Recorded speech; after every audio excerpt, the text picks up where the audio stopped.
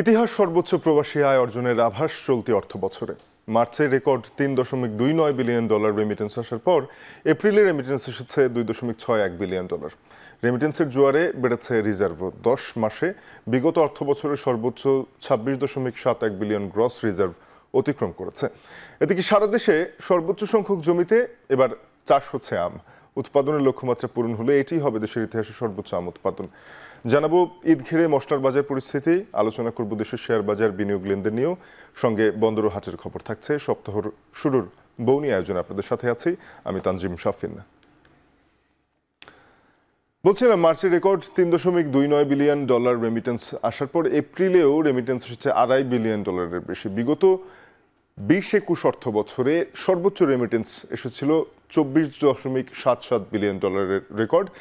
তবে চলতি অর্থ বছরের 10 মাসেই রেমিটেন্স $24 বিলিয়ন ছাড়িয়েছে। আভাস আছে যে ইতিহাস সর্বোচ্চ প্রবাসী আয় অর্জন হতে চলেছে চলতি অর্থ বছরে। আমরা বিভিন্ন অর্থ বছরে রেমিটেন্সের প্রবাহ দেখে নিতে পারি, যেখানে আমরা দেখছি যে চলতি অর্থ বছর অর্থাৎ 2024-25 অর্থ বছরে $24.39 বিলিয়ন রেমিটেন্স এসেছে মাত্র 10 মাসে। আর 2 মাস রয়েছে। 2 মাসে যেই গড় রয়েছে চলতি বছরে, তাতে $5 বিলিয়ন অন্তত রেমিটেন্স প্রত্যাশা করা যায়। তাতে $30 বিলিয়ন রেমিটেন্স ছুঁই দাঁড়াবে, অথবা $30 বিলিয়ন রেমিটেন্স হবার সম্ভাবনা রয়েছে, যেহেতু একটি ঈদ রয়েছে সামনে। ঈদুল আজহার তে প্রবাসীরা দেশের তাদের আত্মীয় স্বজনদের টাকা পাঠাবেন, তো সেখান থেকে আমরা প্রত্যাশা করতে পারি যে $30 বিলিয়ন রেকর্ড হতে চলেছে চলতি অর্থ বছরে।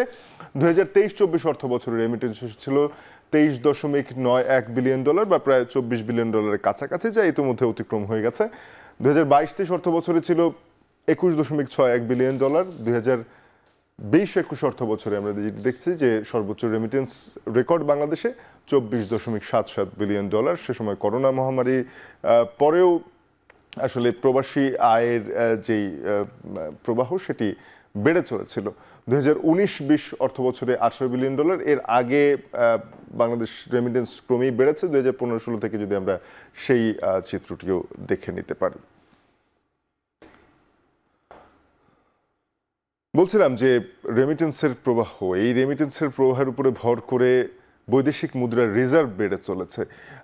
ইতিবাচক মাইল ফলক ছুঁয়েছে বলা চলে। গ্রস রিজার্ভ 10 মাসে বিগত অর্থ বছরের সর্বোচ্চ $26.71 বিলিয়ন অতিক্রম করেছে। আমরা দেখতে পারি যে রেমিটেন্সের জোয়ারেই মূলত বলা চলে যে রিজার্ভ $27 বিলিয়ন ছাড়িয়েছে। এরই মধ্যে গ্রস রিজার্ভের কথা আমরা বলছি। আমরা রিজার্ভের যেই চিত্র সেটি একটু দেখে নিতে পারি। বাংলাদেশের ইতিহাসের সর্বোচ্চ রিজার্ভের ছিল 2020-21 অর্থ বছরে $46.39 বিলিয়ন। তারপর থেকে আসলে রিজার্ভ দিয়ে আমদানি, দায় পরিশোধ সহ বিভিন্ন ভাবে আসলে সেই রিজার্ভ ব্যয় হতে থাকে, কমতে থাকে রিজার্ভ। তবে সেখান থেকে আবারও উত্তরণ শুরু হয়েছে, এবং আমরা যেটি দেখছি যে গত অর্থ বছরের সর্বোচ্চ $26.71 বিলিয়ন রিজার্ভের যে সীমা সেটি ইতোমধ্যে অতিক্রম করেছে। 2024-25 অর্থ বছরের 10 মাসে $27.41 বিলিয়ন দাঁড়িয়েছে রিজার্ভ। তো এখান থেকে আরও উত্তরোত্তর উন্নতি হতে থাকবে যখন রেমিটেন্সের প্রবাহ ভালো থাকবে। পাশাপাশি যদি রপ্তানি আয় বৃদ্ধি পায়, তখন দেখা যাবে যে বৈদেশিক মুদ্রার রিজার্ভ আবারও বাড়তে থাকবে। এদিকে চলতি মৌসুমে আম চাষিরা স্বপ্ন বুনছেন পাকা আম ঘরে তোলা। চলতি অর্থ বছরের রেকর্ড 20,05,064 হেক্টর জমিতে আম উৎপাদন হচ্ছে। এবার সর্বোচ্চ 26,69,620 মেট্রিক টন আম উৎপাদনের লক্ষ্যমাত্রা রয়েছে কৃষি সম্প্রসারণ অধিদপ্তরের। গত অর্থ বছরের কাছাকাছি ছিল। আমরা একটু দেখে নিতে পারি যে আম কি পরিমাণ জমিতে আবাদ হয়েছে এবং সেখান থেকে কি ধরনের উৎপাদন বা ফলন আশা করা হচ্ছে। আমের উৎপাদনের চিত্র আমরা যদি দেখি যে 2024-25 অর্থাৎ চলতি বছর এবং গত বছরে প্রায় সমপরিমাণ জমিতে আমের আবাদ হয়েছিল। সেখান থেকে আমরা দেখছি যে গত বছর এবং চলতি বছরে 20 লাখ হেক্টর জমিতে আমের আবাদ হয়েছে। সেখান থেকে উৎপাদন হয়েছে মোটামুটি বলা চলে যে 25 লাখ মেট্রিক টন গত বছরে। এবার লক্ষ্যমাত্রা ধরা হয়েছে 26 লাখ মেট্রিক টন। তো সেখান থেকে আমরা দেখছি যে আগের অর্থবছর 2022-23-এ কিছুটা বেশি ছিল, তবে 2023-24-এ আমরা দেখেছি গত বছর বেশ কিছু প্রাকৃতিক দুর্যোগের ব্যাপার ছিল। অনাবৃষ্টিও যেমন ছিল, তেমনি আবার একটা সময় এসে অতিবৃষ্টিও হয়েছে। তবে এবছর অনাবৃষ্টি বা অতিবৃষ্টি এখন পর্যন্ত তেমন একটা দেখা যায়নি, ফলে ব্যবসায়ীরা প্রত্যাশা করছেন যে আমের উৎপাদন এবার ভালো হতে পারে। তো সেখান থেকে আসলে তারা স্বপ্ন বুনছেন এবং এই আম খুব শীঘ্রই বাজারজাতকরণও হতে চলেছে। আমের একটি পঞ্জিকা রয়েছে, ম্যাঙ্গো ক্যালেন্ডার আমরা বলি, সেই অনুসারে ইতোমধ্যে সেই আম বাজারজাতকরণের প্রক্রিয়াও শুরু হয়ে গেছে। কাল থেকেই সাতক্ষীরার বাগানগুলোতে শুরু হয়েছে গোবিন্দভোগ, গোপালভোগ সহ স্থানীয় জাতের আম বাজারজাতকরণ প্রক্রিয়া।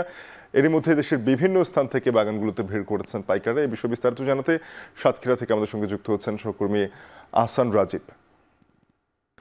রাজীব, দেখতে পাচ্ছি যে আপনি আম বাগানে দাঁড়িয়ে আছেন এবং আমগুলো প্রায় পরিণত হয়েছে। তো আম কি এখনই বাজারজাতকরণ শুরু হয়েছে কিনা পুরোদমে জানাবেন, এবং আমের প্রতি ব্যবসায়ীদের আগ্রহ কেমন দেখছেন? যারা আম চাষ করলেন তারা লাভের প্রত্যাশা করতে পারছে কিনা? শাফিন, সাতক্ষীরার যে আমবাগানগুলো রয়েছে, আমবাগানগুলো থেকে এবার আম সংগ্রহের জন্য জেলা প্রশাসন থেকে যে ক্যালেন্ডার নির্ধারণ করা হয়, সেই ক্যালেন্ডার অনুযায়ী আগামীকাল 5 মে থেকে এখানে গোবিন্দভোগ জাতের যে আম রয়েছে সেই আমটি শুধুমাত্র পাড়ার অনুমতি রয়েছে। এছাড়া আগামী 20 মে থেকে হিমসাগর, 27 মে থেকে ল্যাংড়া এবং 5 জুন থেকে আম্রপালি জাতের আম ধাপে ধাপে কিন্তু এগুলো বাজারজাতকরণ শুরু হবে। তো আমরা এখন একটি আমবাগানে রয়েছে। এখানে আমবাগানগুলোতে এসে দেখেছি এখানে যে গোবিন্দভোগ জাতের যে আমটি রয়েছে এটি কিন্তু গাছেই অনেক গাছে কিন্তু আম পেকে গেছে ইতিমধ্যে, বা ব্যবসায়ীরা বলছেন তারা একটু দেরিতে ডেট পেয়েছেন। যদি একটু আগাম এই তারিখটি ঘোষণা করা হতো তাহলে তারা আরও আগে এই আমগুলো বাজারজাত করতে পারতেন। কারণ এখানে সাতক্ষীরা যেহেতু দক্ষিণাঞ্চল, এখানে লবণাক্ত আবহাওয়ার কারণে এখানে আমটি একটু আগে ভাগেই পরিপক্ক হয় এবং আগে পাকতে শুরু করে। এছাড়া এখানে এবার বৃষ্টিপাত হওয়ার কারণে আমের আকারেও কিন্তু বেশ বড় হয়েছে। আমরা এখানে দেখতে পাচ্ছি বাগানে যে আম, যে এখানে যে আমটি রয়েছে এটি হচ্ছে গোবিন্দভোগ জাতের আম। এটি একটা থেকে দুইটা আমে কিন্তু 1 কেজি সাইজের আম হবে বলে এখানকার আম চাষিরা আমাদেরকে বলেছেন। এবং এখানে প্রচুর পরিমাণ আমের উৎপাদন হবে এবার। গত বছর এখানে জেলায় 50,000 মেট্রিক টন আমের উৎপাদন হয়েছিল, সেটি এবছর বেড়ে 62,800 মেট্রিক টন হতে পারে এমনটি লক্ষ্যমাত্রা নির্ধারণ করেছে জেলা কৃষি বিভাগ থেকে। এছাড়া গত বছর এখানে 4,100 হেক্টর জমিতে আম বাগান থাকলেও এবছর সেটি বেড়ে 4,300 হেক্টর জমিতে কিন্তু প্রায় 5,000 আম বাগান হয়েছে বলে জানিয়েছে কৃষি বিভাগ। এছাড়া এবছর প্রায় 300 থেকে 500 মেট্রিক টন আম বিদেশে রপ্তানির সম্ভাবনাও রয়েছে। ইতিমধ্যে এখানকার বাগানগুলোতে বিভিন্ন অঞ্চল থেকে, দেশের বিভিন্ন অঞ্চলে যে সমস্ত পাইকারি ব্যবসায়ী রয়েছেন আমের, তারা এসে বাগানগুলোতে ভিড় করছেন। সরাসরি অনেকে বাগান থেকে আম কিনছেন, অনেকে আগামীকাল যখন বাজারে এই আমটি উঠবে, স্থানীয় যে আমের বাজার রয়েছে সাতক্ষীরা সুলতানপুর বড় বাজার, সেই বাজারে কিন্তু এই আমটি অনেকে কিনতে আসবেন। তবে এখানে এবছর কিন্তু এই সুযোগটি রাখা হয়েছে, যারা বাগানে এসে সরাসরি বাগান থেকে গাছ দেখে অনেকে আম কিনছেন, অনেকে বাগান সহ পুরো বাগানই কিনে নিচ্ছেন, অর্থাৎ বাগানের আম অনুযায়ী তারা একটা মূল্য নির্ধারণ করে সেটি কিনে নিচ্ছেন। তো এবার আমের দাম কিছুটা কম এখন পর্যন্ত এমনটি বলছেন আম চাষিরা, কারণ প্রচুর পরিমাণে আম উৎপাদন হয়েছে, যে কারণে এখন এই আমের দামটি একটু কম থাকবে। যদি আগামীতে দুর্যোগের কোনো সম্ভাবনা থাকে বা দুর্যোগ আসে, সেক্ষেত্রে কিন্তু আমের দামটি কিছুটা বাড়তে পারে এমনটি কিন্তু আশঙ্কা করছেন এখানকার যারা ব্যবসায়ী এবং যারা পাইকারি ব্যবসায়ী রয়েছেন। তারা বলছেন যে আগামীকাল থেকে মূলত যখন বাজারে আমটি উঠবে তখন বাজার দর অনুযায়ী এখানকার আমের দাম নির্ধারণ হবে। তো এই ছিল আমার কাছে সাতক্ষীরার আম বাগান থেকে আম সংগ্রহ ও বাজারজাতকরণের সবশেষ তথ্য। শাফিন। রাজীব, আপনাকে ধন্যবাদ। সহকর্মী আহসান রাজীব যুক্ত হয়েছিলেন সাতক্ষীরা থেকে, জানাচ্ছিলেন আমের উৎপাদন এবং বাজারজাতকরণ নিয়ে।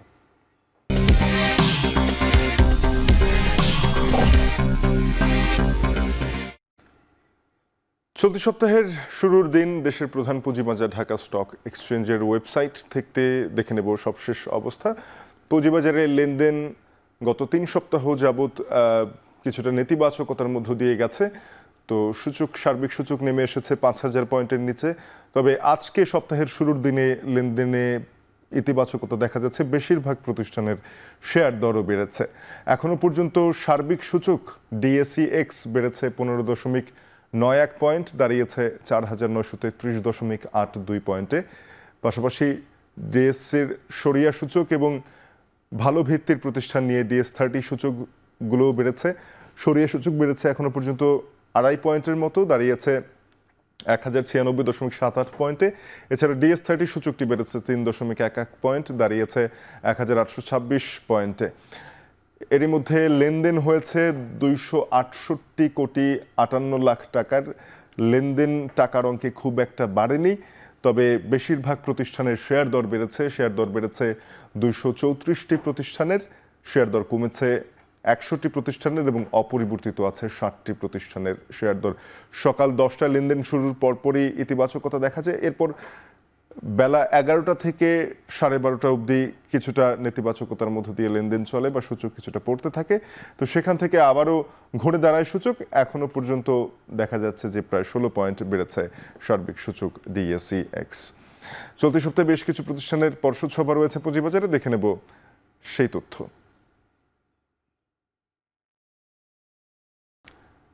চলতি সপ্তাহে পর্ষদ সভা রয়েছে DBH ফাইন্যান্স PLCর 4 মে, ফিনিক্স ইন্স্যুরেন্স কোম্পানি লিমিটেড 5 মে, একই তারিখে far east finance and investment limited, Lafarge Holcim Bangladesh PLC, IDLC finance PLC প্রত্যেকেরই পর্ষদ সভা রয়েছে চলতি সপ্তাহে।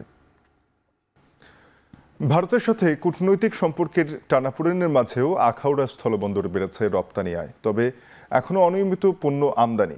এ নিয়ে বিস্তারিত জানিয়েছেন সহকর্মী আজিজুল সঞ্চয়। পণ্য আমদানি অনিয়মিত হওয়ার কারণে রাজস্ব আয় ভাটা পড়লেও রপ্তানি আয় বেড়েছে আখাউড়া স্থলবন্দর দিয়ে। ভারতে হিমায়িত মাছ, রড, সিমেন্ট, প্লাস্টিকের মতো পণ্যগুলো এখন বেশি পরিমাণ রপ্তানি হচ্ছে, যার ফলে এই বন্দর দিয়ে রপ্তানি আয় অনেকাংশে বেড়ে গিয়েছে। 2023-24 অর্থবছর এই বন্দর দিয়ে ভারতের রপ্তানি হয়েছিল 428 কোটি টাকার পণ্য, এবং এখন পর্যন্ত 2024-25 অর্থবছরের এই এপ্রিল পর্যন্ত ভারতের রপ্তানি হয়েছে 453 কোটি টাকার পণ্য, যা বিগত অর্থবছরের তুলনায় প্রায় 25 কোটি টাকা বেশি।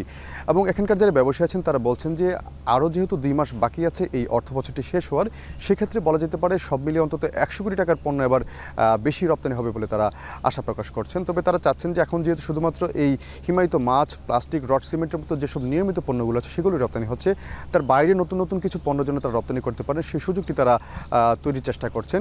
তবে এখানকার যারা ব্যবসায়ী আছেন তারা বলছেন যে মূলত পণ্য আমদানি অনিয়মিত হওয়ার অন্যতম কারণ হচ্ছে এখন যেহেতু টাকার বিপরীতে ডলারের মূল্য বৃদ্ধি, এর ফলে এই বন্দর দিয়ে ভারত থেকে পণ্য আমদানি করে তারা খুব বেশি মুনাফা করতে পারেন না, যার ফলে তারা এখন পণ্য কম আমদানি করছেন। তবে তারা বলছেন যে এই ডলারের দামটি যদি আবার স্থিতিশীল হয়ে আসে, এছাড়া এই যে তারা দীর্ঘদিন ধরে যে দাবিটি জানিয়ে আসছিলেন এই বন্দর দিয়ে ভারত থেকে সব ধরনের পণ্য আমদানি অনুমতি, সেটি যদি মিলে তাহলে তারা আবারও পুরোদমে পণ্য আমদানি শুরু করতে পারবেন, যার ফলে এখানকার সরকারদের কিন্তু এই যে রাজস্ব সেটি কিন্তু অনেকাংশে বৃদ্ধি পাবে।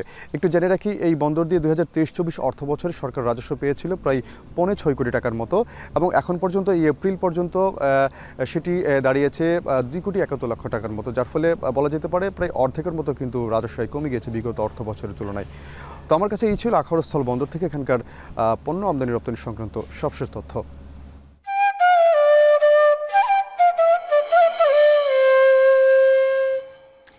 ঈদুল আজহা উপলক্ষে চট্টগ্রামের খাতুনগঞ্জের পাইকারি বাজারে সরবরাহ বেড়েছে মশলা জাতীয় পণ্যের।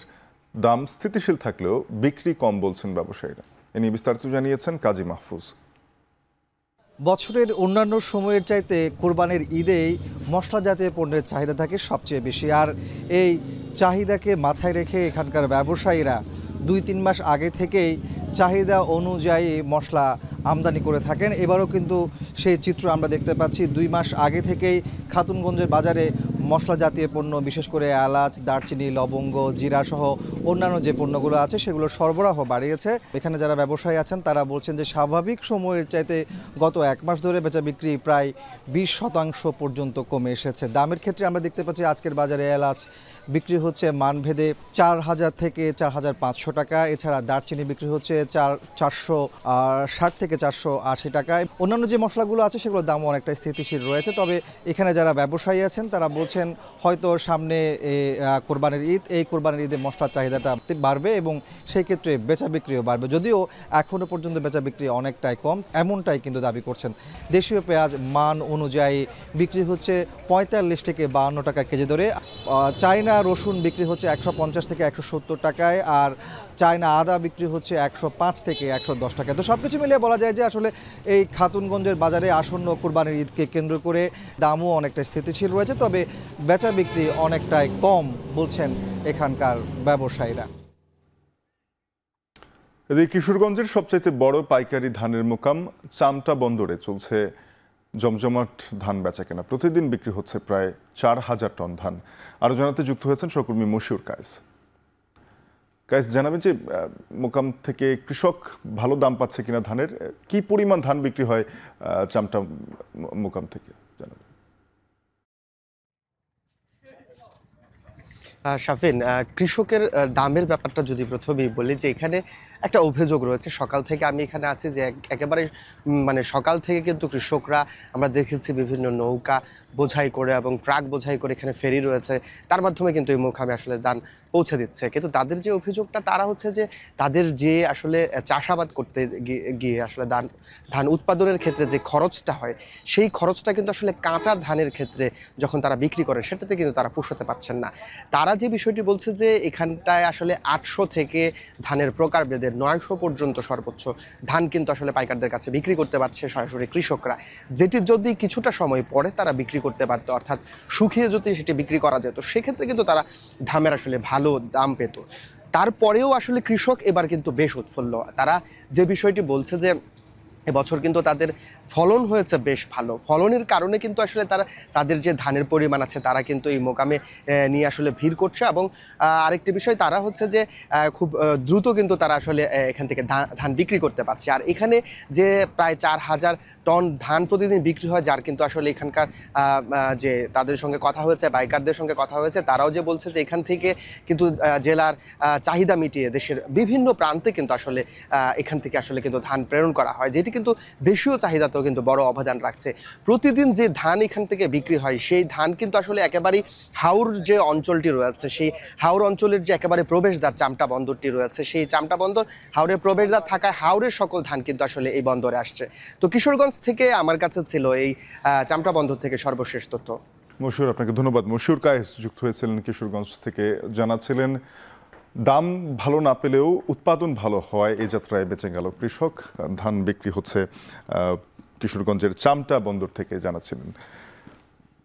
এ ছিল এই সপ্তাহের বৌনিতে। এখন টেলিভিশনের ওয়েবসাইট দেখতে ভিজিট করুন www.ekhon.tv। যুক্ত থাকুন ফেসবুকে facebook.com/tv.ekhon এবং ইউটিউবে দেখতে ভিজিট করুন youtube.com/c/ekhon tv।